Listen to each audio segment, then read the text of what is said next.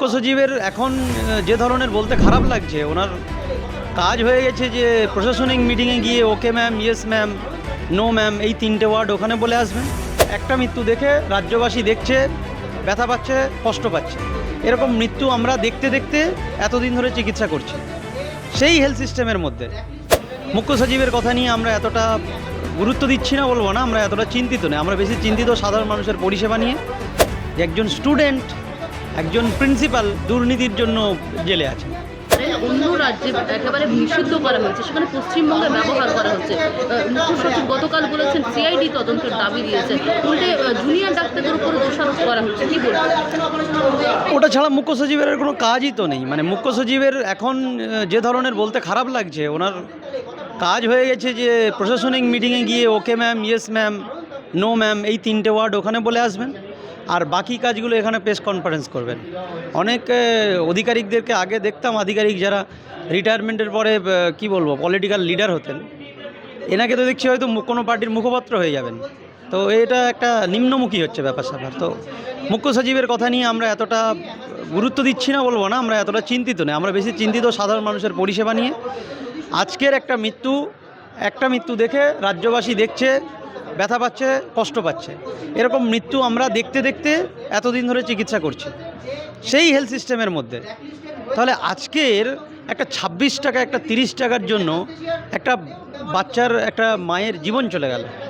ওই বাচ্চা যে একদিনের বাচ্চা যদি প্রশ্ন করে যে তখন যখন আমার মা মারা গিয়েছিল তোমরা তখন কী করছিলে, সেই উত্তরটা আমরা দিতে পারবো তো? ডাক্তার তো অনেক পরের কথা, মুখ্য সচিব পরের কথা, মুখ্যমন্ত্রী, স্বাস্থ্যমন্ত্রী অনেক পরের কথা। মানুষ হিসেবে এই প্রশ্নের সামনে আমরা দাঁড়াতে পারবো না। অবিলম্বে এটার দায় স্বীকার করে সিআইডি হোক, সিবিআই হোক, সব তদন্ত হোক। কিন্তু এটা যে অন্যায় হয়েছে, অন্য রাজ্যে সেটাকে ব্ল্যাকলিস্টেড করেছে এবং আমাদের রাজ্যে সেটাকে তারা নোটিশ পাঠিয়েছে যে আমরা ব্ল্যাকলিস্টেড করছি, এইগুলো আপনারা দেখুন, এদিকে নজর দিন। তারপরেও সেই জিনিসটা নজর দেওয়া হচ্ছে না। আজকের চিকিৎসা ব্যবস্থার মধ্যে ট্রিটমেন্ট করতে গিয়ে জুনিয়র ডাক্তার, সিনিয়র ডাক্তার, নানান রকমের, কে কোন ডিউটি থেকে 2 মিনিট পরে এসছে, কে 5 মিনিট আগে এসছে, এসব তথ্য তো ভুরি আপনি পাবেন। ওটার জন্য একটা প্রাণ বা যে একটা মানুষের প্রাণ চলে গেল, আরও কত প্রাণ যুদ্ধে আছে, তাদেরকে আপনি কিভাবে জাস্টিফাই করবেন? এই আরএল-এর ব্যবহারটা আজ নয়, বহুদিন ধরে হচ্ছে। তার মৃত্যুর সংখ্যাও অনেক ছিল, সেখানে এখন যেটা বেরিয়ে আসছে একদম, যেটা দেখুন, মানুষ বলে দেওয়ালে পিঠ ঠেকার একটা জায়গা তৈরি হয়ে যায়। স্বাস্থ্যক্ষেত্রে দুর্নীতি হয়েছে সেটা প্রমাণ করার আর কোনো জায়গা থাকে না। যে একজন স্টুডেন্ট, একজন প্রিন্সিপাল দুর্নীতির জন্য জেলে আছেন। তো এটার জন্য দুর্নীতি হয়েছে, এটা আর চিল্লেমিল্লে প্রমাণ করার কোনো জায়গা নেই। কিন্তু আমাদের প্রশ্ন হচ্ছে যে দুর্নীতি যে জায়গাগুলো রোখা যায়, যে জায়গাগুলো আটকানো যায়, একটা 26 টাকায় কী দুর্নীতি করছেন এনারা, এটা আমাদের কাছে প্রচণ্ড কষ্টের জায়গা তৈরি হয়েছে। লক্ষ কোটি টাকার দুর্নীতি তো আমরা দেখে এসেছি, শো কোটি টাকা বিছানা থেকে বেরোচ্ছে, কার ব্যাংক থেকে বেরোচ্ছে, সেগুলো তো চলছেই। তাই বলে 26 টাকার একটা আরএলএ আপনি দুর্নীতি করবেন যেখানে একটা মানুষের জীবন চলে যাবে, এটা আর মেনে নেওয়ার কোনো জায়গা নেই। বারবার বলছি, শুধুমাত্র জুনিয়র ডাক্তার হিসেবে নয়, মানুষ হিসেবে, এই বাংলার মানুষ হিসেবে, একজন মানবিক জায়গা থেকে এটা আমাদের অত্যন্ত ব্যথা দিয়েছে। তাই আমরা এর আগেই এই ট্রিটমেন্টের ব্যাপারে খোঁজখবর নিচ্ছিলাম, কিন্তু এখন যখন আমরা দেখছি যে এই ব্যবস্থাটাকে, সাধারণ মানুষের হেলথের ব্যাপারটাকে ঘুরিয়ে কোনো একজন কারোর ঘাড়ে চাপিয়ে দিয়ে এটাকে একটা শান্ত করার প্রচেষ্টা, এটা আমরা ঠিকভাবে নিচ্ছি না। আমরা চাইছি সিআইডি, সিবিআই যাই তদন্ত হয় হোক, ওটা আলাদা সাইট। কিন্তু এ ধরনের দুর্নীতি একদম প্রান্তিক মানুষ যারা আছেন তাদের অন্তত ঘাড়ে এ ধরনের দুর্নীতির কোপ যাতে না পড়ে, সেটাই আমরা চাইছি। এবং এর আগেও আমরা বলেছি যে মেদিনীপুর মেডিকেল কলেজ থেকে এসএসকেএম আনতে হলো একটা পেশেন্টকে, কেন মেদিনীপুর তো একটা মেডিকেল কলেজ। আর এটা নতুন কোনো জলপাইগুড়ি মেডিকেল কলেজ নয় যে যেখানে 2টো ডাক্তার দিয়ে মেডিকেল কলেজ খুলে দেওয়া হয়েছে। পরিকাঠামোর থেকে সবসময় প্রশ্ন আছে। আমি হঠাৎ করে জলপাইগুড়ি মেডিকেল কলেজ কেন বললাম, গিয়ে খোঁজ নিন কটা ডাক্তার আছে। হয়তো কোনো অ্যাসিস্ট্যান্ট প্রফেসরই পাবেন না, একটা ডিপার্টমেন্ট এরকম পাবেন যেখানে কোনো স্যারই নেই, ডিপার্টমেন্ট চলছে। আপনি চলে যান কোনো অন্য কোথাও, একটা ঝাড়গ্রাম মেডিকেল কলেজে চলে যান। তো এইসব একটা মেডিকেল কলেজ বলে তথ্য দিয়ে আমাদের কি বলবো শেষ হবে না। কিন্তু মেদিনীপুর মেডিকেল কলেজ আপনারা জানেন এটা অনেক পুরনো মেডিকেল কলেজ, যেখানে আজ পর্যন্ত একটা ডায়ালাইসিস মেশিন 24/7 করতে পারছে না, ল্যাব টেস্ট 24/7 করতে পারছে না, যার জন্য পেশেন্টকে এখানে শিফট করতে হলো। বিরোধীরা যেমনটা বলছেন শুধু নীল সাদাই করা হয়েছে বিল্ডিংগুলো, ভেতরে কোনো পরিকাঠামো উন্নত হয়নি, তাহলে সেটাতেই শিলমোহর দিচ্ছে না। শিলমোহর আমরা দেওয়ার কেউ নয়, বিরোধীরা কি বললো সেটাও ইম্পর্টেন্ট নয়। আমরা যেটা আমাদেরকে ব্যথা দিয়েছে সেটাই আমরা বলছি যে পর্যাপ্ত ম্যান পাওয়ার দরকার।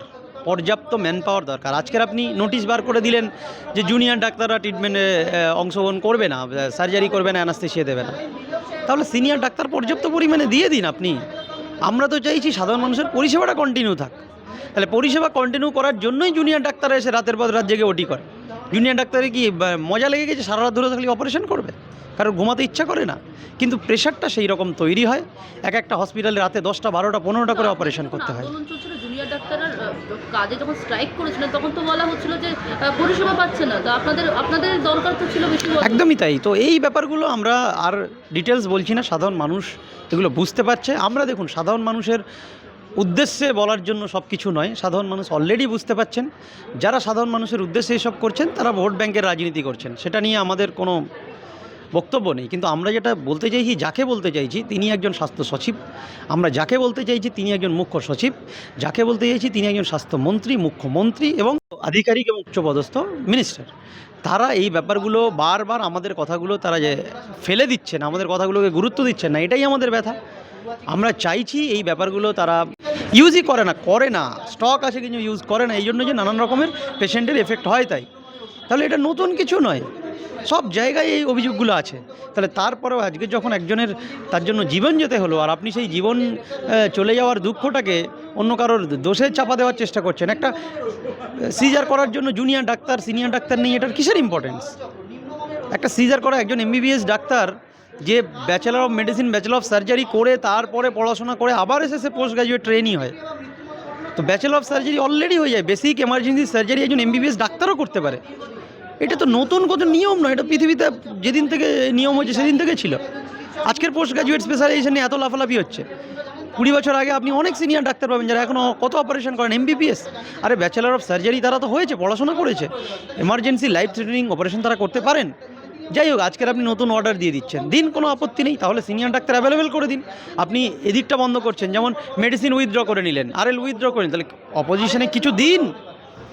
অসুবিধা কার হচ্ছে? যে ট্রিটমেন্ট পেতে আসছে তার হচ্ছে, আমাকে যে অপারেশন করতে দিলেন না। আবার বলছেন যে আমার MS ডিগ্রি যাদের আমাদের হয়ে যাবে সে সঙ্গে সঙ্গে অপারেশন করবে, তাহলে শিখবে কোথায়? যেদিন পরীক্ষা দিয়ে দেবে, ডিগ্রি এসে যাবে, তারপর দিন নিজে অপারেশন করবে। তো শেখার প্রসেসটাকে আপনি শিক্ষার প্রসেসটাকে যেভাবে নষ্ট করার প্রচেষ্টা করছেন, অর্ডারটা এরকম বলতে পারছেন যে সিনিয়র ডাক্তার স্যারেরা প্রেজেন্ট থাকবে, অপারেশন হবে, করতে পারবে না, তাদের পানিশমেন্ট দেওয়া হবে। এই যে একটা ভয় দেখানো একটা সিস্টেম তৈরি করে আলটিমেট সাধারণ মানুষের ট্রিটমেন্টেই গিয়ে এফেক্ট পড়বে। তো আমরা চাই কোনো সাধারণ মানুষের উদ্দেশ্যে আর কি বলবো, বলার কিছু নেই, সাধারণ মানুষ সব বুঝেছেন। সাধারণ মানুষকে আইওয়াশ করার চেষ্টা একদম। দেখুন, কে কার উপর রাখলো এটা সত্যি ম্যাটার করে না। যেটা ম্যাটার করে সেটা হলো আমরা যখন কোনো একটা ব্যক্তির কোনো কাজে বারবার ফেলিওর এক্সাম্পল তৈরি হয়, তাকে সেই পদ ছেড়ে অন্য পদে যেতেই পারে। এমন তো নয় ওনাকে সাসপেন্ড করে জেল ফাঁসির কথা কেউ বলছে। আরে রাজ্যে আর কি IAS অফিসার নেই? রাজ্যে আর ইম্পর্টেন্স যাদের আছে, যারা যোগ্য IAS অফিসার নেই? আমরা তো বাকিদের নাম জানি না, কিন্তু আছে তো, নাহলে এত বড় রাজ্য চলতো না। তাদেরকে এনে নতুন করে তৈরি করুন। আমরা কি ব্যক্তি তো আমাদের সাথে শত্রুতা কিছু নেই, কিন্তু যেখানে একটা ফেলিওর তৈরি হচ্ছে, যেখানে মানুষের জীবন চলে যাচ্ছে, যেখানে আমাদের একজন ডাক্তারের জীবন চলে গেল, সেটা একটা পুরো একটা সিস্টেমেটিক ফেলিওরে, যেখানে স্বাস্থ্য দুর্নীতি প্রমাণ হয়ে তাদেরকে জেলে নিয়ে চলে গেল, সেখানেও স্বাস্থ্য সচিবের ঘুম ভাঙছে না। তাহলে কি তাকে সেই জায়গা থেকে অ্যাকশান নিতে হবে? উনি শুধু স্বাস্থ্য সচিব এটার জন্য হননি যে কে জুনিয়র ডাক্তার কোথায় কী করলো, কে সিনিয়র ডাক্তার কী করলো, শুধু তাদের বিরুদ্ধে কোথায় শাস্তি, কোথায় ট্রান্সফার, এটা দেওয়ার জন্য স্বাস্থ্য সচিব হননি। সাধারণ মানুষের ছোট থেকে ছোটতম রোগেরও ট্রিটমেন্ট করার যে সিস্টেম, তার মাথায় উনি বসে আছেন। তাহলে ওনাকে এই জিনিসগুলো দায়িত্ব নিতে হবে, এবং দায়িত্ব নিয়ে যখন উনি পারছেন না, দায়িত্ব ছেড়ে অন্য কাউকে দায়িত্ব দিতে হবে। এটা বেসিক কাজ। বাংলা হান্টের আরও খবর দেখতে নজর রাখুন। বাংলা খবর মানেই বাংলা হান্ট।